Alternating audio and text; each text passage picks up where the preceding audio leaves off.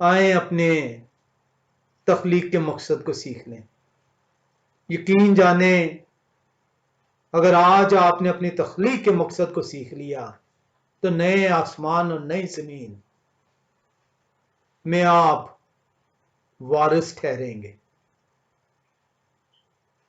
आओ हम झुकें और सिजदा करें और अपने खालिक यहोवा के हुजूर घुटने टेकें।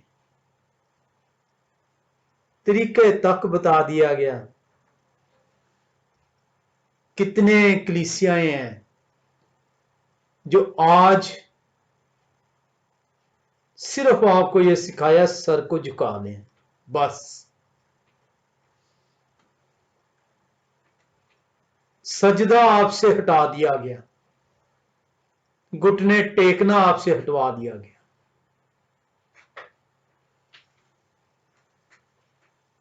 तरीके कार तक आपको बता दिया गया कि खुदा की हुजूरी में जाना कैसे है। आपको बता दिया गया आपकी तख्लीक का मकसद क्या है, कि शुक्रगुजारी करते हुए उनकी हमद सताइश करना। बता दिया गया करोगे कैसे, बता दिया गया क्यों करना है।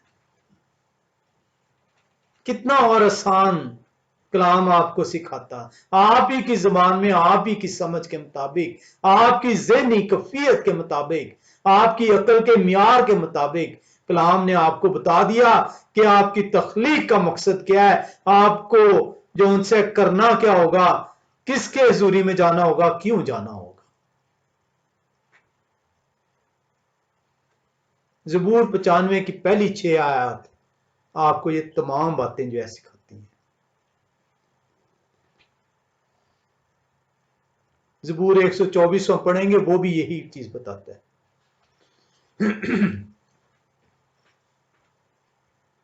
हमने जैसा कि देखा है कि तख्लीक कायनात, हम खालिक को जानना चाह रहे हैं कि खालिक कौन है, और हम ये देखना चाह रहे हैं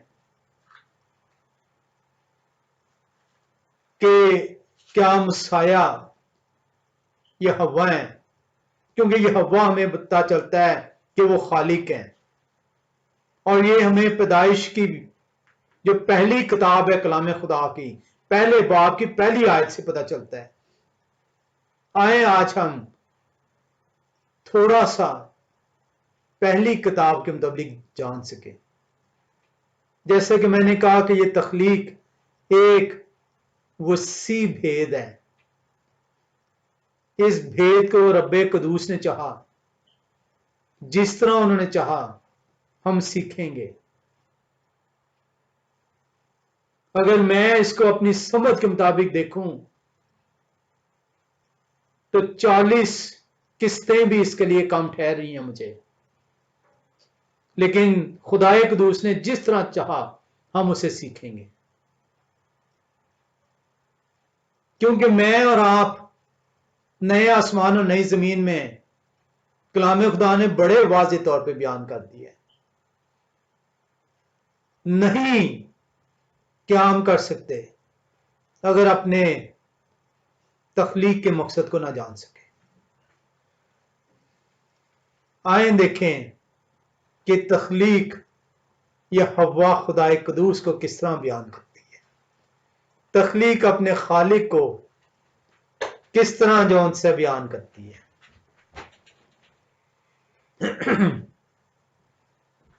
पैदाइश जो उर्दू का लफ्ज है, कलाम खुदा की पहली किताब जेनेसिस, इंग्लिश में इसको ट्रांसलेट किया गया। ये इब्रानी ज़बान का लफ्ज बराशीत है, बेरेशीत भी कहते हैं, बराशीत है भी प्रोनाउंसिएट होता है। इसका मतलब है इब्तदा, ओरिजिन, सोर्स। लिखा इसको किसने है? मोशे ने। लिखा कब? ये 1450 से 1400 बीसी में इसको मोशे तहरीर करते हैं। अगर आप इसकी मजीद तफसील में जाना चाहते हैं तो कॉफमैन्स कमेंट्रीज में जाएं, वहां पे इसको बड़ी तफसील से बयान किया गया है। पैदाइश की किताब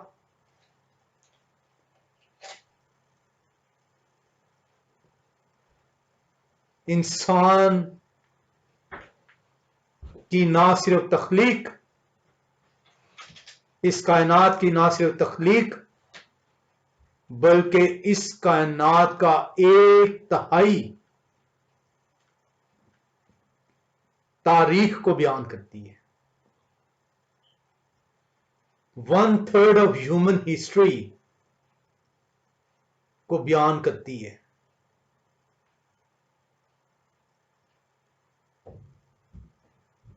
ये किताब जो पैदाइश की किताब है, बरशीत या जेनेसिस,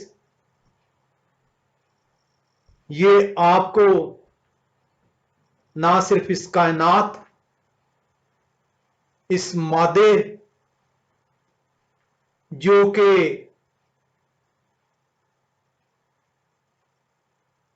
गैर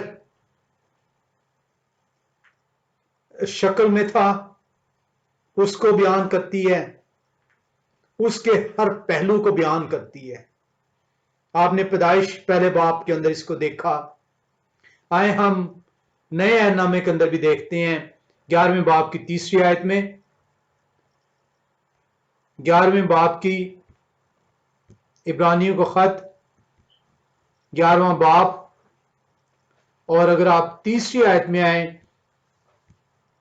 तो आपको इसी तख्लीक को जो है सीखने को मिलता है। लिखा है, ईमान इससे मालूम करते हैं कि आलम खुदा के कहने से बने हैं, ये नहीं कि जो कुछ नजर आता है जाहिरी चीजों से बना हो। तो पैदाइश की किताब ये जो तख्लीक है, ये खुदा की अजमत को बयान करती है। ऐसे नहीं खुदा ने तख्लीक की, इसका मकसद है खुदा की अजमत की ये निशानी है। आप जब कोई चीज बनाते हैं तो आप फख्र महसूस करते हैं, ये मेरी बनाई हुई चीज है। वो आपको पहचान देती है, वो आपकी अजमत को बयान करती है। तख्लीक के कायनात जो है खुदा की अजमत की निशानी है। पैदाइश की किताब इसको बयान करती है। पहले बाब के अंदर इसका जिक्र है, इब्रानियों के खत 11वें बाब की 3री आयत में आपने इसको देखा।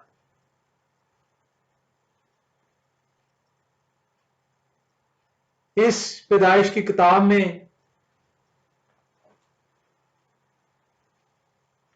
बहुत सारी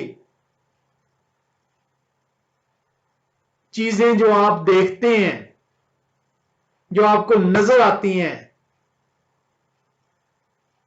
उनके वजूद की शुरू को यह किताब बयान करती है। साइंसदान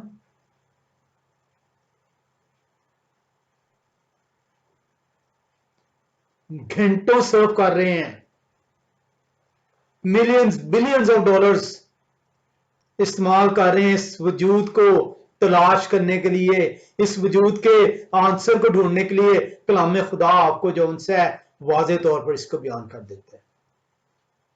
कलाम खुदा बयान करता है कि आपकी जो उनसी है, ये जो जिंदगी है, जो फिजिकल लाइफ है, ये किस तरह वजूद में आई है। पौधे जो उनसे हैं कैसे वजूद में आए। कलाम खुदा कहते हैं 3रे दिन पौधों का वजूद हुआ। पैदाइश पहले बाब की 11वीं 12वीं आयत में आए। हम पैदाइश की किताब पहला बाब उसकी 11वीं और 12वीं आयत में आएंगे।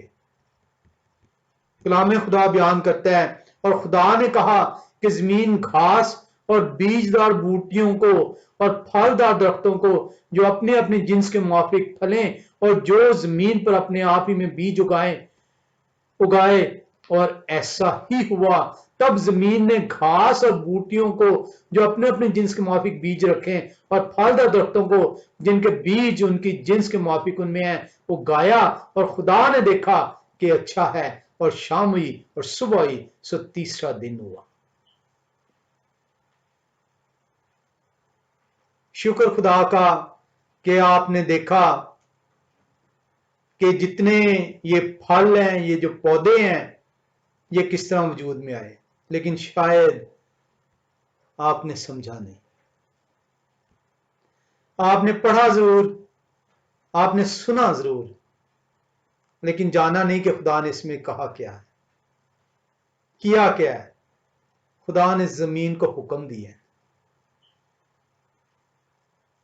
आपने पहली आयत में देखा था खुदा ने इब्तिदा में जमीन और आसमान को बनाया। अब जमीन को जिसको तख्लीक किया है उसे हुक्म दिया जा रहा है। जमीन ने हुक्म माना और जिसको तख्लीक किया मखलूक ने हुक्म मान लिया।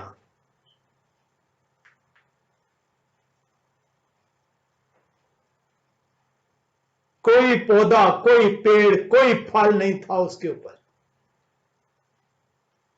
ना घास थी ना फूस था।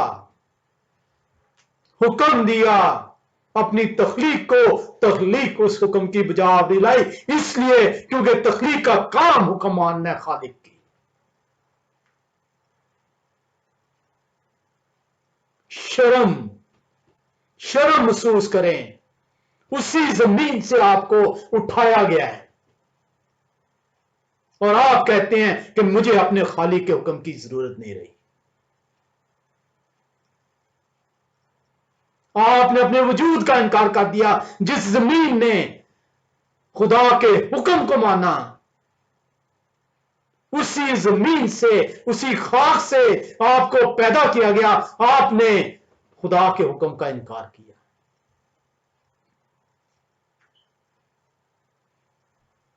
और आप तो जमीन के भी नहीं रहे, आप तो उस खाक से जिसमें दोबारा शामिल होना था उसके काबिल भी ना रहे।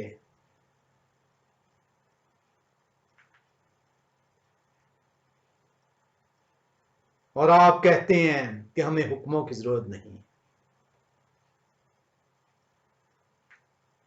और इसीलिए जब नई जमीन और नया आसमान बनाया जाएगा, क्योंकि आप इस जमीन की काबिल नहीं ठहरे, आपको खाक में दोबारा शामिल नहीं किया जाएगा, आपको जलती आग में डाल दिया जाएगा। आपने अपने मुंह से इकरार किया कि मैं इस खाक के भी काबिल नहीं हूं। आपको कैसे रिन्यू कर दिया जाता? इसी खाक को रिन्यू करना था। आपने इनकार कर दिया, मैं इस खाक का वजूद नहीं हूं, क्योंकि ये खाक तो अपने खालिक की मानती है, मैं अपने खालिक के हुक्म के ताबे नहीं रहा। शर्म महसूस करें। पैदाइश की किताब में खालिक ने बता दिया कि जिसको मैंने खलक किया है उसको कैसे चलना होगा।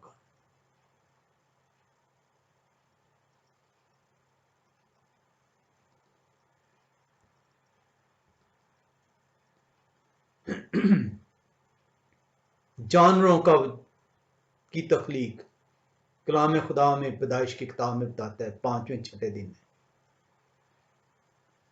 5वें दिन परिंदे और समुंदर के जानवर पैदा होते हैं। 20 से 23वीं आयत में हम देखते हैं, पैदाइश पहला बाब 20 से 23वीं आयत। और खुदा ने कहा कि पानी जानदारों को कसरत से पैदा करे और परिंदे जमीन के ऊपर फिजा में उड़ें। और खुदा ने बड़े बड़े दरियाई जानवरों को और हर किस्म के जानदार को जो पानी से बकसरत पैदा हुए थे, उनकी जिन्स के मुआफिक और हर किस्म के परिंदों को उनकी जिन्स के मुआफिक पैदा किया, और खुदा ने देखा कि अच्छा है। पानी ने हुक्म माना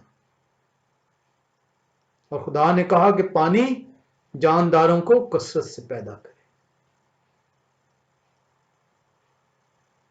अपने वजूद को देखें, आप अकड़ कर चलते हैं, अकड़ कर बोलते हैं। वो आपने तो अपने वजूद की नफी कर दी। जिस खमीर से उठाए गए, उसी खमीर के आप गद्दार निकले, और उसी जमीन पर आप अकड़ कर चलते हैं। ये है आपकी असलियत। इसीलिए आपको नहीं बताया गया कि तख्लीक हुई क्यों है, कैसे हुई है, उसका मकसद क्या है। आए देखें कि जमीनी जानवर जो छठे दिन और इंसान जो छठा दिन पैदा किया जाता है, कैसे है। 24 से 28वीं आयत में चलते हैं। लिखा है जमीनी जानदारों के लिए, और खुदा ने कहा कि जमीन जानदारों को उनकी जिन्स के मुआफिक चुपाए और रेंगने वाले जानदार और जंगली जानवर उनकी जिन्स के मुआफिक पैदा करे, और ऐसा ही हुआ। ओ शर्म करें आप। सिखा दिया गया तू खाक से और खाक में जा मिलेगा, और तूने तो उस खाक से, जिस खाक से तुझे उठाया गया, उस खाक को जो सा तूने कबूल करने से इनकार कर दिया। खाक ने अपने खालिक की बात का पास किया, और खालिक ने जो हुक्म दिया उसको माना। तूने तो जो से अपने खालिक को रद्द कर दिया।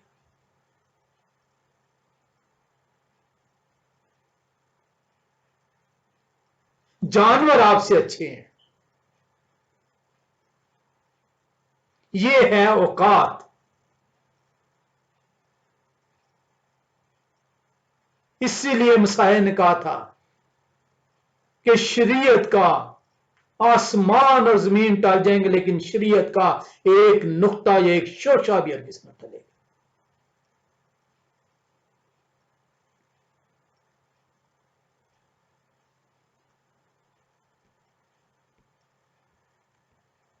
और खुदा ने जंगली जानवरों चौपायों को उनके जिन्स के मुआफिक और जमीन के रेंगने वाले जानदारों को उनकी जिन्स के मुआफिक बनाया, और खुदा ने देखा कि अच्छा है।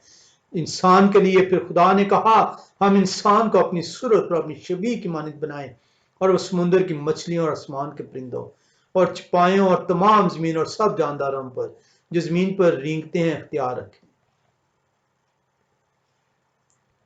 और खुदा ने इंसान को अपनी सूरत पर बनाया, खुदा की सूरत पर उसको पैदा किया, नर और नारी उनको पैदा किया। और खुदा ने उनको बरकत दी और कहा फलो और बढ़ो और जमीन को मामूर और महकूम करो, और समुद्र की मछलियों और हवा के परिंदों और कुल जानवरों पर जो जमीन पर चलते हैं इख्तियार रखो।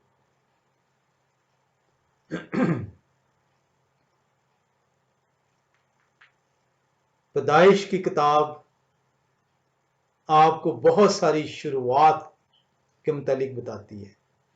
ये मादे की तख्लीक कैसी हुई,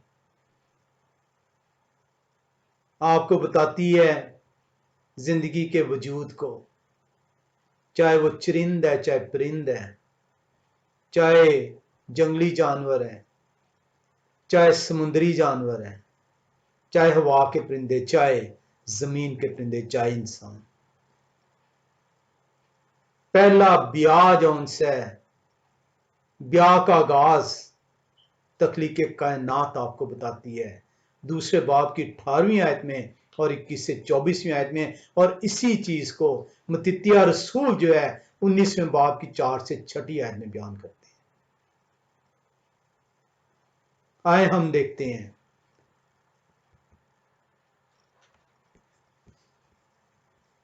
पैदाइश को देखें, दूसरे बाब और उसकी 18वीं आयत में लिखा है, और यहोवा खुदा ने कहा कि आदम का अकेला रहना अच्छा नहीं, मैं उनके लिए एक मददगार उनकी मानद बनाऊंगा।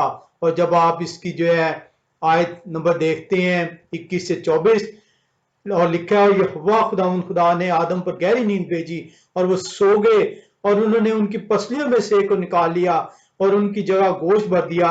और यहोवा खुदा उस पसली से जो उन्होंने आदम में से निकाली थी एक औरत बनाकर उससे आदम के पास लाए, और आदम ने कहा कि ये तो अब मेरी हड्डियों में से हड्डी और मेरे गोश्त में से गोश्त है, इसलिए वो नारी कहलाएगी क्योंकि वो नर से निकाली गई।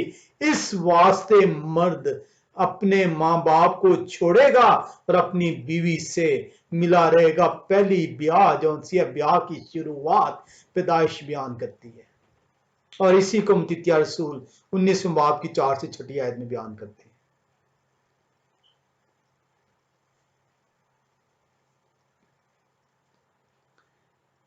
पहले वालिदैन जौन से हैं पैदाइश बयान करती है। पैदाइश 4 बाब की पहली आयत में कहते हैं कानून जौन से हैं बनी इस्राएलियों को दिए गए। बनी इस्राएल जौन से हैं वो तो बहुत बाद में चुने गए। कहते हैं कोई सीना पे दिए गए बनी इस्राएल को, हमें उनकी जरूरत नहीं है। खुदा कदूस ने अपने कानून जौन से हैं बागे अदन से स्टार्ट किए। आए हम देखें पहले बाब की 11वीं और 12वीं आयत में आपने देखा वहां पे जमीन को हुक्म दिया और जमीन ने उस हुक्म को माना।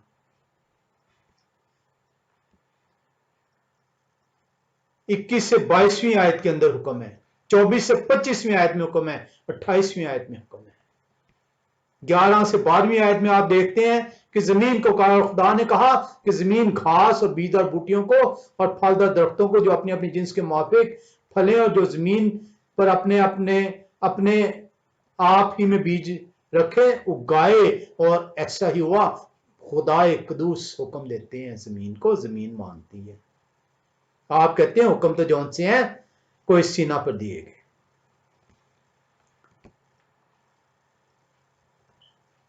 इक्कीस और 22वीं आयत को देखते हैं।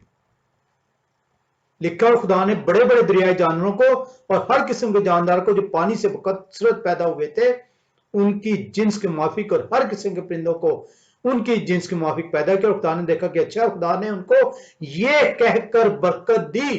खुदा जौन से उन्हें बरकत दे रहे हैं और उन्हें हुक्म दे रहे हैं कि फलो और बढ़ो और इन समुद्र के पानियों को भर दो और जमीन परिंदे जमीन पर बहुत बढ़ जाएं। इंसान से ना सिर्फ खाक बेहतर है, हालांकि वो इंसान खाक से उठाया गया। खाक ने हुक्म की तामील की। परिंदे, चरिंद, परिंद, दरियाए जानवर हुक्म की तामील करते हैं जब खुदा कहते हैं फलो और बढ़ो और मामूर कर दो।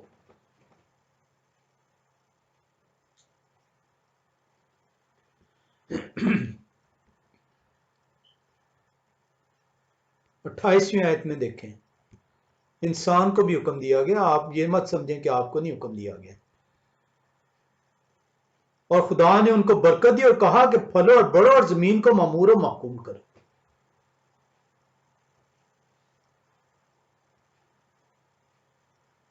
और समुद्र की मछलियों और वहां के परिंदों और जानवरों पर जो जमीन पर चलते हैं अख्तियार रखो।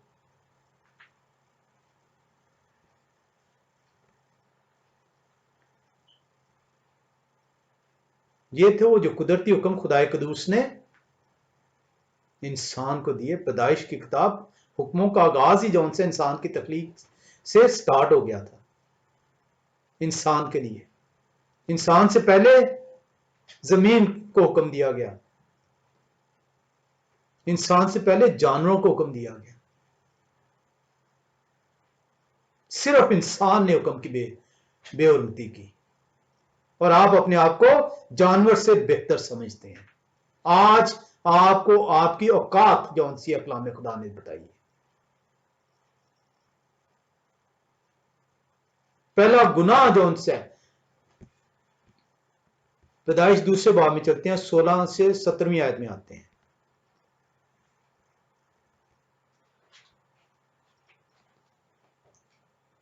और यहोवा खुदावंद खुदा ने आदम को हुक्म दिया और कहा कि आप बाग के हर दरख्त का फल बेरोक टोक खा सकते हैं। ये वो हुक्म है जहां से जौन से अगर हुक्म की बेरुमती करेगा इंसान तो इंसान को मौत होगी। आज से हर खुदा का हुक्म जौन से इंसान पे नाफिज ठहरे और हुक्म की बेहुरमती इंसान की मौत का सबब है। ये पैदाइश दूसरे बाप में ये बता दिया गया था कि तू हुक्म तोड़ेगा तो मौत का मजा चखेगा। और आप कहते हैं मेरे ये हुक्म मेरे लिए नहीं है, क्योंकि आपने तखलीक को पढ़ा ही नहीं है। और खुदा का शुक्र है कि वो हमें अपनी सिफात के जरिए से कलाम खुदा को सीखने का मौका दे रहे हैं कि मैं हूं कौन और तू कौन है। इंसान को बता दिया गया था कि हुक्मों की नाफरमानी जौन सी है तेरी मौत का सबब है। और ये पैदाइश दूसरे बाप की 16वीं 17वीं आयत में बता दिया गया था। और ये हव्वा खुदा ने आदम को हुक्म दिया और कहा कि आप बाग के हर दरख्त का फल बेरोटो खा सकते हैं, लेकिन नेक और बद की पहचान के दरख्त का कभी ना खाना, क्योंकि जिस रोज आपने उसमें से खाया आप मरे।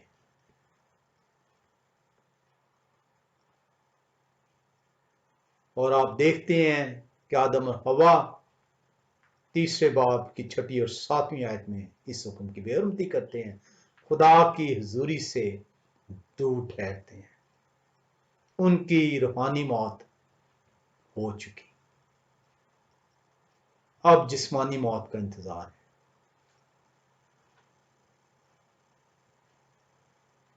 और पैदाइशी की किताब आपको बताती है कि इस मौत के शिकंजे से छुड़ाने के लिए पहली जो खुशखबरी है वो भी आपको पैदाइशी की किताब तीसरे बाब की 15वीं आयत में दी गई है।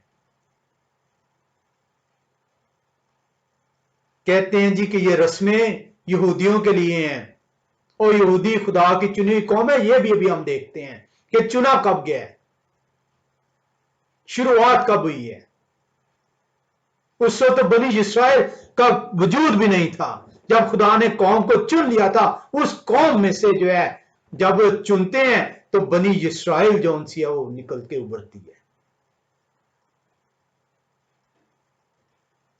पहली मजहबी रस्म पैदाइश चौथे बाब की 3री से 4थी आयत में है और इसी को इब्रानियों के खत 11वें बाब की 4थी आयत में बयान किया गया। आए हम पैदाइश की किताब चौथे बाब की 3री से 4थी आयत में आए, पहली मजहबी रस्म को भी सीखें।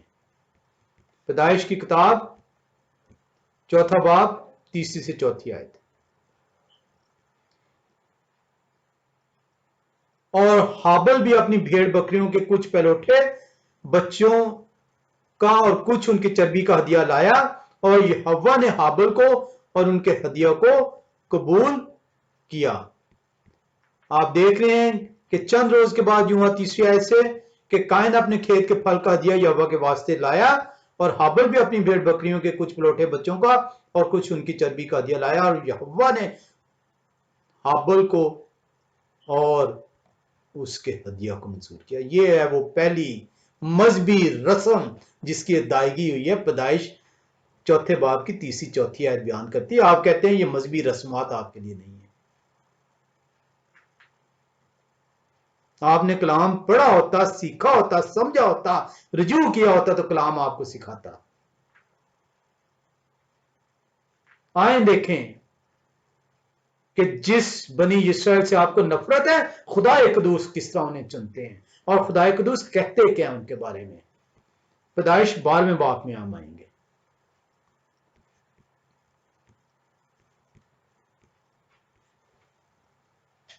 और पहली 3 आयत को हम देखेंगे। और ये हव्वा, खुदावंद ने अब्राहम से कहा कि आप अपने वतन और अपने नातेदारों के बीच से और अपने बाप के घर से निकलकर उस मुल्क में जाएं जो मैं आपको दिखाऊंगा, और मैं आपको एक बड़ी कौम बनाऊंगा। ये है बनी इस्राएल का चुना जाना अब्राहम के जरिए से। और चुनने वाले खुदा हैं, खालिक हैं। और बरकत दूंगा, और मैं आपको एक बड़ी कौम बनाऊंगा और बरकत दूंगा और आपका नाम सरफराज करूंगा, सो आप बाइसे बरकत हो। जो आपको मुबारक कहेंगे, क्योंकि आप में से मैं कौम निकालूंगा, जो आपको मुबारक कहेंगे उनको मैं बरकत दूंगा, और जो आप पर लानत करें उन पर मैं लानत करूंगा। और जमीन के सब कबीले आपके वसीले से बरकत पाएंगे। बनी इस्राएल को जो उनसे बरकत दी गई है, और जो बनी इस्राएल को बरकत देगा वो बरकत का सबब ठहरेगा, और जो बनी इस्राएल को लानती कहेगा, जो उनके ऊपर लानत करेगा, खुदा की लानत खुदा की तरफ से खुदा ने कहा मैं उस पर सादर करूंगा। क्योंकि बरकत खुदा ने अपनी कौम के वसीले से देनी है।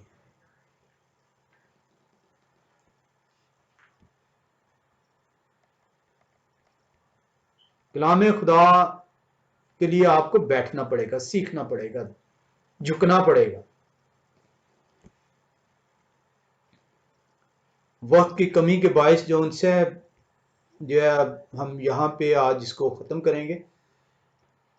मेरी कोशिश तो थी कि इसको हम मज़ीद सीख पाएँ, लेकिन ये बहुत बड़ी जो सी है इसके अंदर चीज़ें मौजूद है। मुझे अगर आप दें तो मैं 5 मिनट और लूँगा सिर्फ, इसके क्लोजिंग एंड को हम देख लें आज का। उसके बाद इसका जो अगला हिस्सा है कि तख्लीक जो सी हुई कैसे है, इसको हम देखेंगे। हम देखेंगे खालिक और मसाया को देखेंगे, बीच में बहुत सारी चीज़ें हम जो से इसके अंदर सीखेंगे, इस सिफ्त के अंदर कि खालिक कौन है और क्या मसाया खालिक हैं, क्या मसाया यहोवा है। हम देखते हैं कि इस पैदाइश की किताब में जो तख्लीक को बयान करती है, 4 बड़े वाक़यात का जिक्र है पहले से 11वें बाब के अंदर। इसमें ना सिर्फ तख्लीक कायनात का जिक्र है, इसमें जो से आदम और हवा के गुनाह का जिक्र है, यानी उस मखलूक का जिसको खलक किया गया, उसका रूहानी मौत का जो है इसमें बयान है। इसमें तूफान नवाख का बयान है पहले 11 बाब के अंदर, और इसमें कौम के चुने जाने का भी बयान है। इसी किताब के अंदर 12 से जब आप 50वें बाब में आते हैं तो वहां पे 4 बड़े कलाम खुदा के अंदर जिन्हें रास्तबाज कहा गया है, अब्राहम, यित्खाक, याकूब और यूसुफ का जिक्र है। आपकी हैरानी के लिए मेरे पास वक्त की कमी है, मैं हवाले जो उनसे महज दे दूंगा, आप उन्हें देख लीजिएगा। नए अहदनामे के अंदर आपको कहा जाता है पुराना अहदनामा आपके लिए नहीं है, ये बनी इस्राएल के लिए है। आपके ज़हनों में ये चीज ठोंसी गई है, इसलिए ठोंसी गई है ताकि आप खुदा के कलाम से दूर हो सके और खुदा की नाफरमानी कर सकें और हलाकत का सबब ठहर सकें। 200 मरतबा पैदाइश की किताब से हवाले दिए गए हैं। एक वाला नहीं, 2 नहीं, 10 नहीं, 20 नहीं, 50 नहीं, 200 मरतबा पैदाइश की किताब ही के सिर्फ नए अहदनामे के अंदर हवाले मौजूद है। मैं चंद हवाले आपके सामने रख देता हूं। आपने पैदाइश की किताब दूसरे बाब के अंदर देखा शादी के कानून का, मत्ती रसूल 19 बाब की 4 से 6 आयत में बयान करते हैं। लूत का वाकया पैदाइश 19वें बाब में है, लुकास रसूल 17वें बाब की 32वें आयत में बयान करते हैं। पैदाइश 12वें बाब की पहली 3 आयत को देखेंगे अगर आप, तो वहां पे नस्ल अब्राहमी अब्राहम की नस्ल, सीड ऑफ अब्राहम, मसाया का जिक्र है। गलीतियों के खत 3 बाब की 16वीं आयत से बयान करती है। पैदाइश 16 से 21वें बाब में आए तो वहां पे यिटखाक और यिश्माएल का जिक्र है। गलीतियों 4 बाब के अंदर इसको बयान किया गया। पैदाइश 1 बाब से लेकर 50वें बाब तक जो ईमानदार, मैंने आपको बताया कि 4 ईमानदार जो उनसे हैं, अब्राहम, यिटखाक, याकूब, यूसुफ। इब्रानियों 11वें बाब के अंदर इसका जिक्र है। पढ़िए मुकम्मल 11वें बाब, पैदाइश 1 से लेकर 50वीं आयत तक जो उनसे है, उनके हवाले मौजूद आपको मिलेंगे।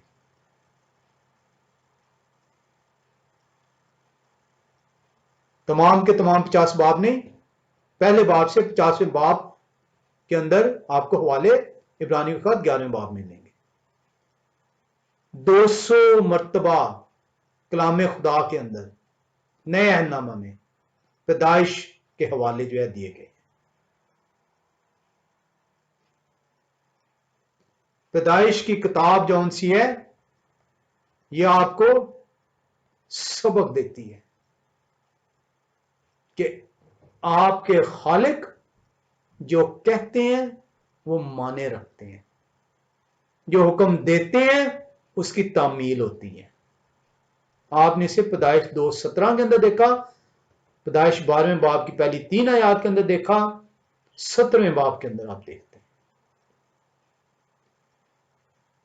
आप उस बदी के सबब से जो इंसान की वजह से वजूद में आती है,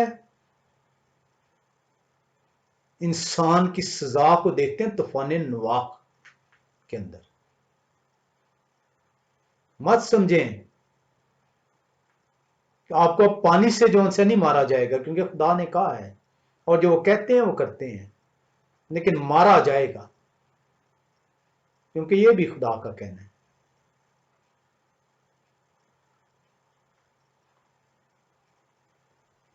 खुदा की रहमतें जो सी हैं उनके ऊपर जो खुदा की चुनी हुई कौम ठहरेंगे। कलाम खुदा आपको बयान करता है, कलाम खुदा आपको बयान करता है कि तख्लीक जो सी है बेमकसद नहीं है। तख्लीक इसलिए हुई है कि आप खुदा की जुरी में ठहर सकें, उनकी जुरी में ठहर कर झुक सकें, घुटनों पे आ सकें, सजदा कर सकें, पुकार सकें, ललकार सकें, क्या है खुदा, मैं आपका शुक्र अदा करता हूं। खुदा कदूस हर उस शख्स को जो उन्हें अपना माबूद ठहराता है, जो उन्हें अपना खालिक मानता है, अपने कहे के मुताबिक बरकतें दें। आमीन।